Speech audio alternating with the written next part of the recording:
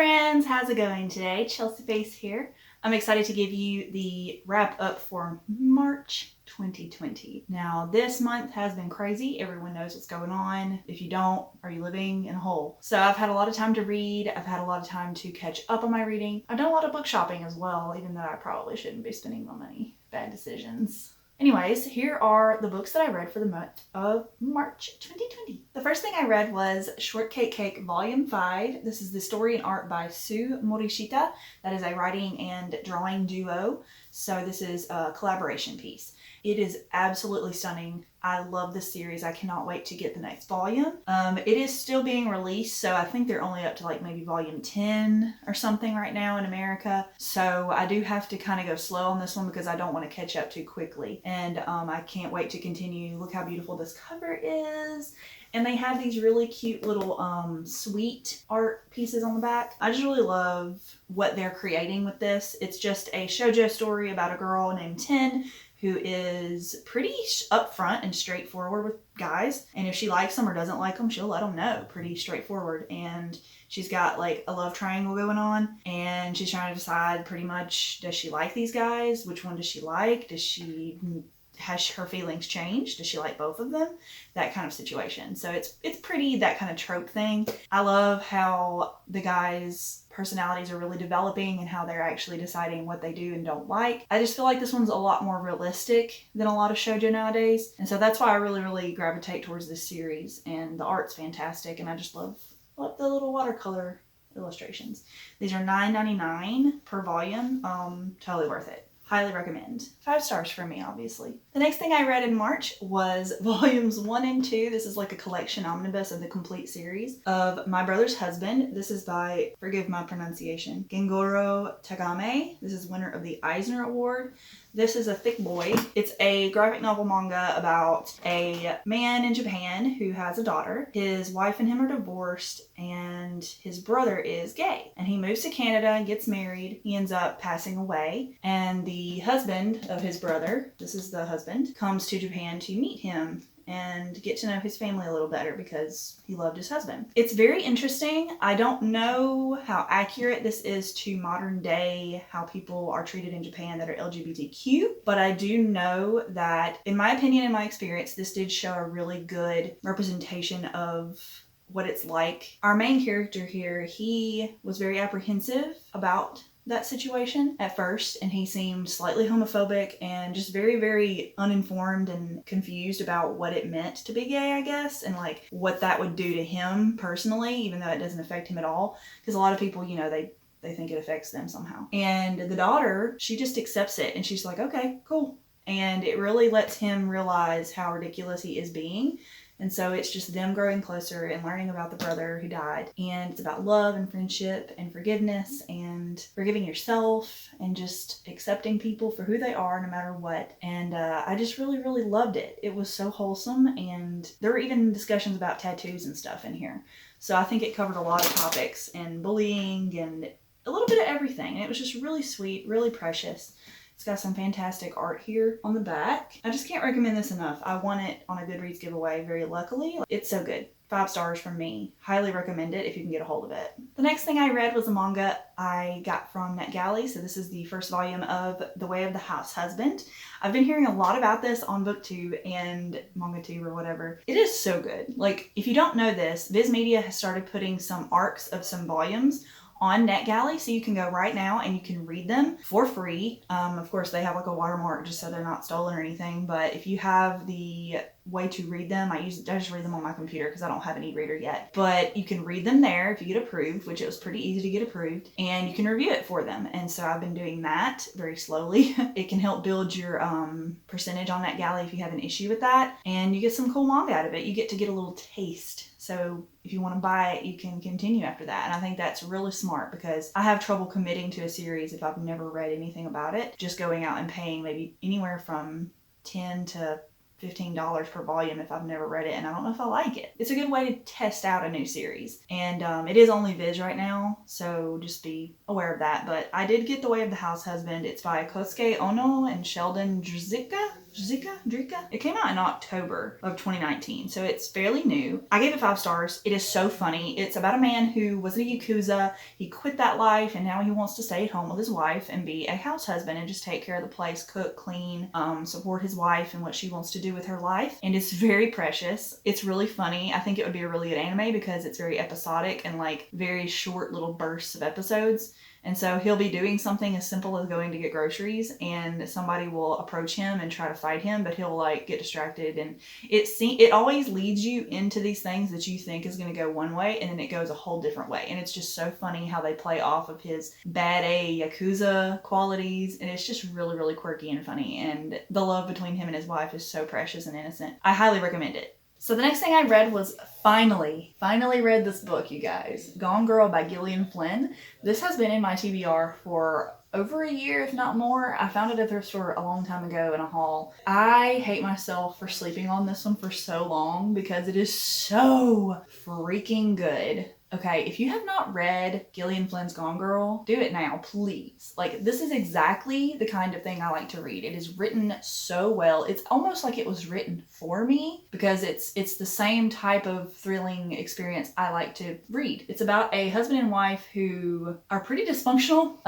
The wife is definitely the most manipulative and deceptive and disgusting. I don't want to say crazy, but she's crazy. She's literally crazy. I don't know. The husband's bad too. Like he's pretty bad. She goes through so many mental gymnastics. It kind of reminds me of myself, not in the she's insane kind of way, but in the I will go through all these mental things about bad things that can happen. And she would do that, but to an extent of where she planned 12 steps ahead.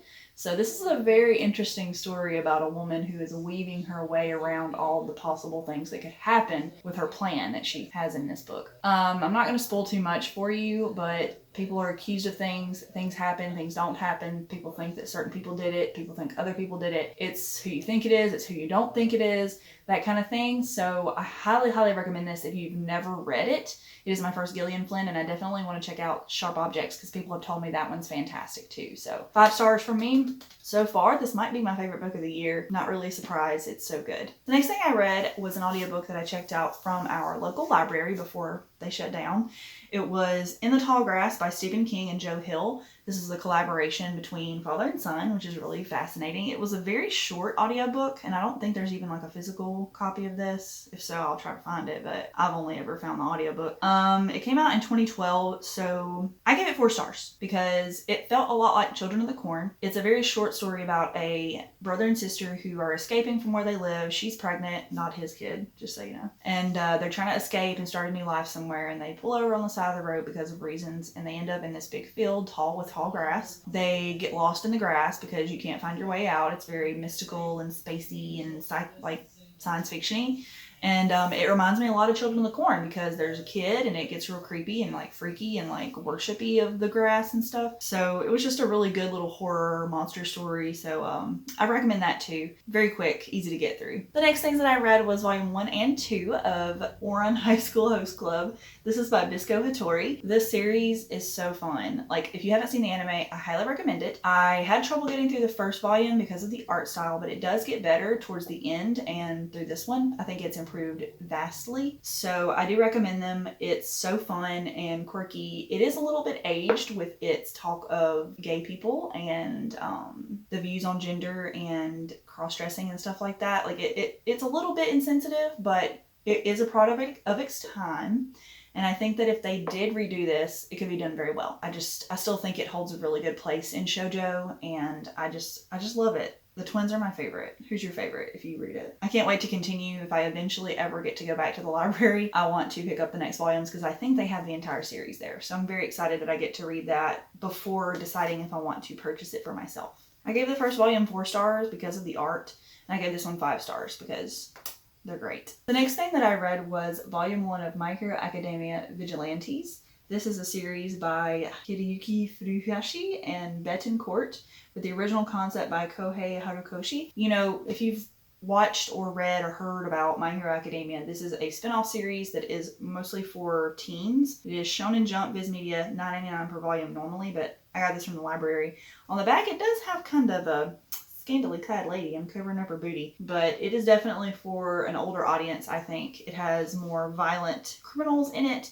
And it is a story about these people, just normal people who have quirks, and they decide they're going to fight what they see as villainous crimes that big heroes don't have time for. So it's very interesting, and I can't wait to continue. I think we have 1 through 5 that we borrowed from the library before it shut down. And I've only read the first one, so I'm enjoying it so far. My husband's reading it. I gave it 4 stars. I hope it gets a little bit better as we go, but it's not bad. Would recommend. The next thing that I read is Volume 2 of Library Wars, Love and War. This is a story and art by Kiro Yumi and a visual concept by Hiro Arakawa. This is a story about a type of world where the government controls what you can and can't read. And if they think a book or any kind of reading material is not appropriate or should be banned, they can easily do that and they can get rid of it and destroy it. But there's a force of government that fights against them to keep books where people can read them, but they have to buy the books, so it's very limited on what they can and can't save. And it's so good, you guys. Like, this is actually a love story. I didn't even think about it. It's shoujo beat, but I didn't really think it would be a love story, I guess. And it's for older teen, so I'm curious what that means. Maybe it's because there's guns in it.